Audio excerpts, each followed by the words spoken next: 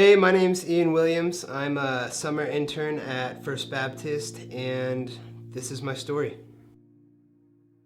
I didn't really grow up in a Christian home at all, really, and I actually kind of grew up with anger in my heart towards God, even though I didn't believe He was real. But my whole life, I could feel that there was a hole in my heart and something missing. So that hole in my heart, I tried filling it with lacrosse, and that would eventually let me down. I tried filling it with drinking, and that would leave me empty. And I tried filling it with drugs, and that left me empty. 2 weeks before I came to know Christ, I was going through a rough time. And I just kind of like sent out a prayer like, Lord, if you're real, come get me. And then nothing happened for 2 weeks. So I was asking a friend questions that were really difficult for him to answer. He eventually invited me to church, and I just kind of went with the intention of asking hard questions or straying people from the faith. But I listened to a message,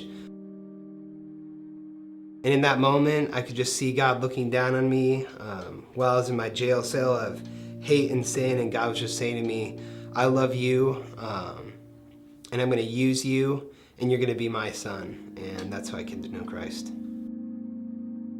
I didn't know what I wanted to do for the rest of my life, so I was just praying, like, God, show me where you want me to be and what I'm going to be going into, and just give me direction and confirmation with it. And I think it was on a Wednesday, I went to a Bible study that morning, and they're like, so what's your favorite verse? And I was like, well, right now it's Isaiah 6:8, because it's God commissioning Isaiah, saying like, whom shall I send?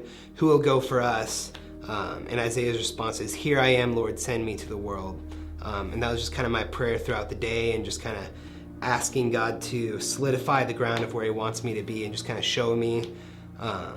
So I was just praying that, and nothing was happening the whole day, and I was working at Pizza Hut, just super drained.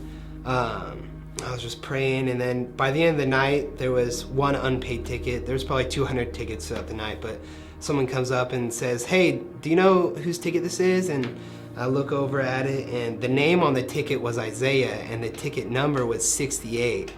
I just kind of was like staring at it, and like my heart stopped, and you know when you're thrown in cold water, you just kind of like, ugh.